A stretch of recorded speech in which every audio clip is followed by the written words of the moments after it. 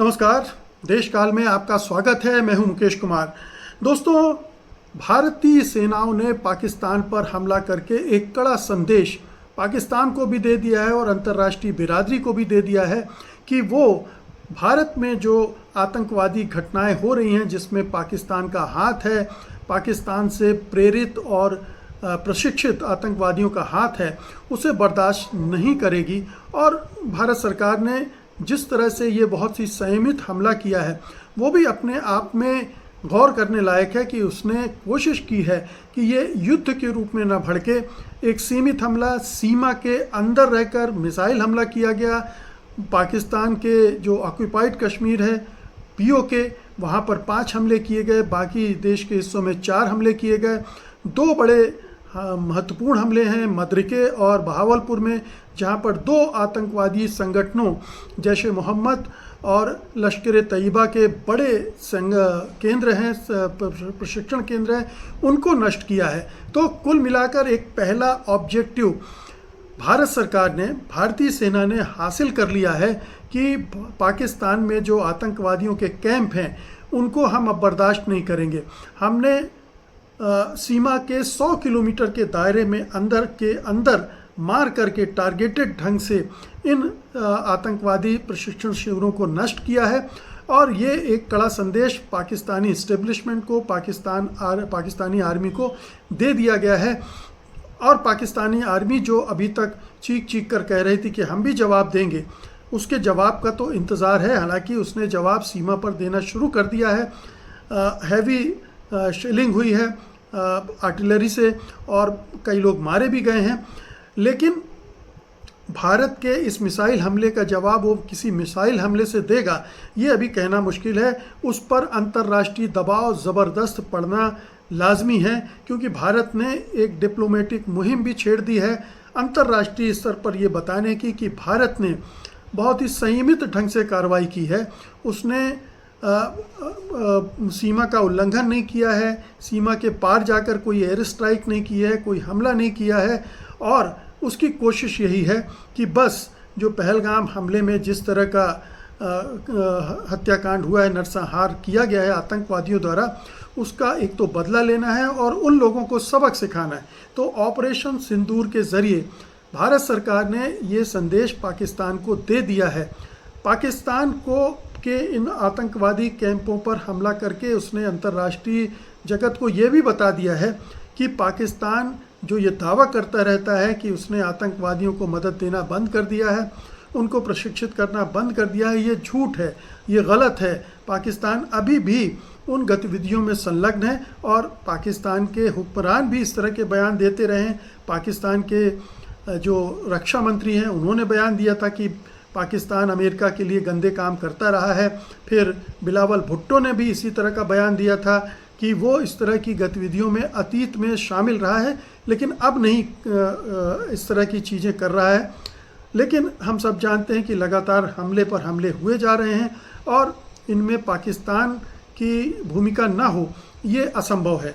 तो भारत जो पिछले 15 दिन से ये लगातार सोचा जा रहा था कि भारत कार्रवाई करेगा या नहीं करेगा, करेगा तो कब करेगा, इसके कई तरह के विकल्प बताए जा रहे थे, या ये सोचा जा रहा था कि भारत सरकार कई चीज़ों पर विचार करके हमला करेगी।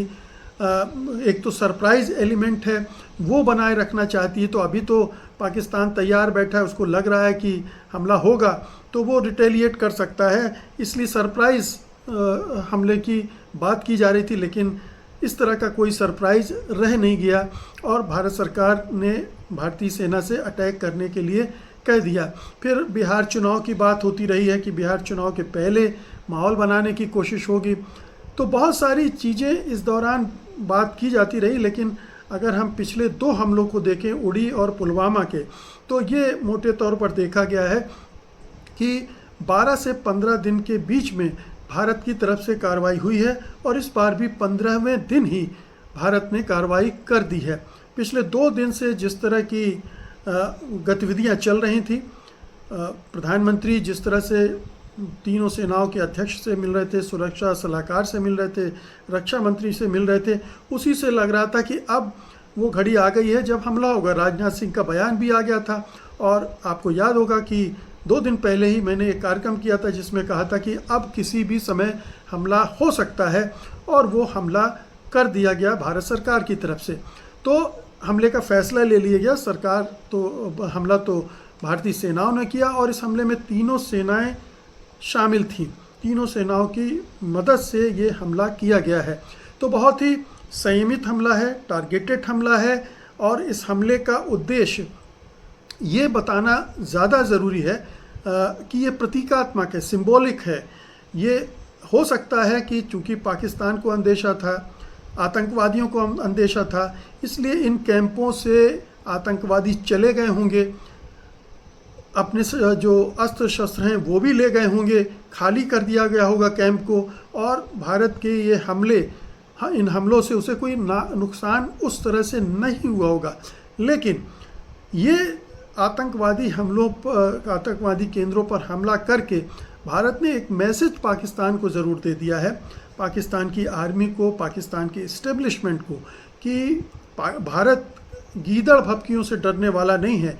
जो पाकिस्तानी इस्टेब्लिशमेंट, पाकिस्तान आर्मी की तरफ से बार बार ये कहा जा रहा था कि हम रिस्पॉन्ड करेंगे, हम न्यूक्लियर अटैक भी कर सकते हैं, ये अब इसकी परवाह भारत सरकार ने और भारतीय सेना ने नहीं की है, और पलट के वार किया है, अपनी योजना के मुताबिक किया है, अपने लक्ष्यों को हासिल करने के लिए किया है, और इसमें वो कामयाब भी होती दिख रही है।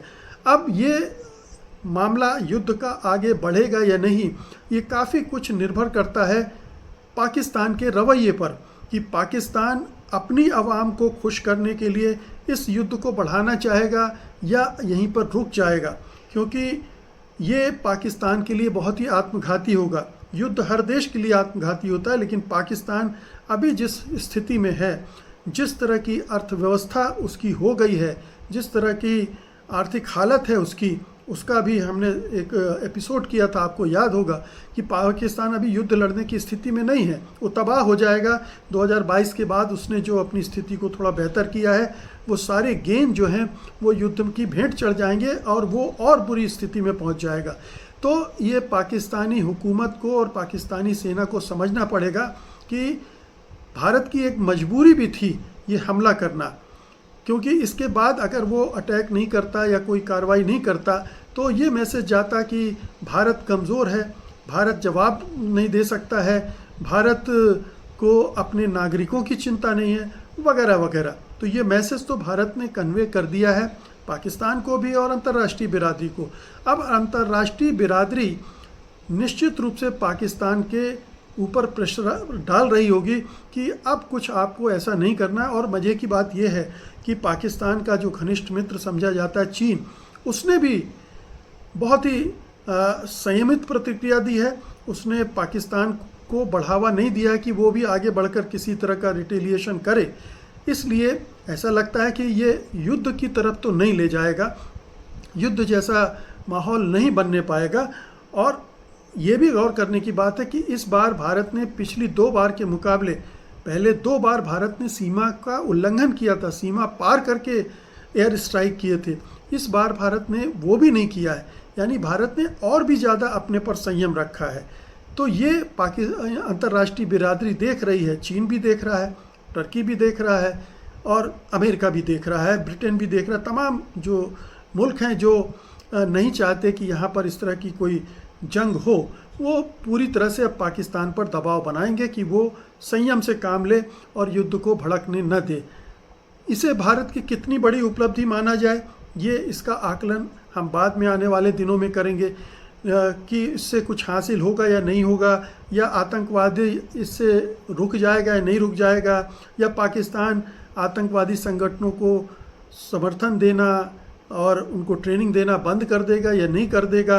ये अभी इसका कोई आकलन तुरंत नहीं किया जा सकता है। डिपेंड करता है कि भारत इसके बाद किस तरह के डिप्लोमेटिक वार छेड़ता है, अंतर्राष्ट्रीय स्तर पर कूटनीतिक युद्ध छेड़ता है और उसमें भारत को पाकिस्तान को कितना अलग थलग करता है, कितने दबाव में लाता है अंतर्राष्ट्रीय बिरादरी का, ये उस पर निर्भर करेगा। इस स्ट्राइक से उस पर उसी तरह से असर नहीं पड़ेगा जैसे पिछली 2 स्ट्राइक से उस पर कोई असर नहीं पड़ा था, या पिछले इतने सारे युद्ध हो गए उसका उस पर कोई असर नहीं पड़ा था। तो ये तो पाकिस्तान की पॉलिसी रहेगी। ये ज़रूर है कि आर्थिक हालत की वजह से उसे थोड़ा सा पीछे हटना पड़ेगा, और अगर भारत का डिप्लोमेटिक अभियान रंग लाया तो पाकिस्तान को उससे पूरी तरह से तौबा भी करना पड़ सकता है। तो कुल मिलाकर ये कि भारत ने जो कहा था वो कर दिखाया है। अब पाकिस्तान किस तरह से जवाब देगा कहना मुश्किल है, लेकिन उस पर भारी अंतर्राष्ट्रीय दबाव है। अपनी आवाम को दिखाने के लिए कुछ छोटी मोटी कार्रवाई, सर्कस, तमाशेबाजी वो करना चाहे तो कर सकता है। उस सूरत में भारत को भी देखना पड़ेगा कि मामला तूल न पकड़ने पाए, उसे भी संयम दिखाना पड़ेगा, और उम्मीद करनी चाहिए कि ये अब युद्ध आगे नहीं बढ़ेगा, यहीं जाकर बात खत्म हो जाएगी। बहुत बहुत शुक्रिया आपका, धन्यवाद, नमस्कार।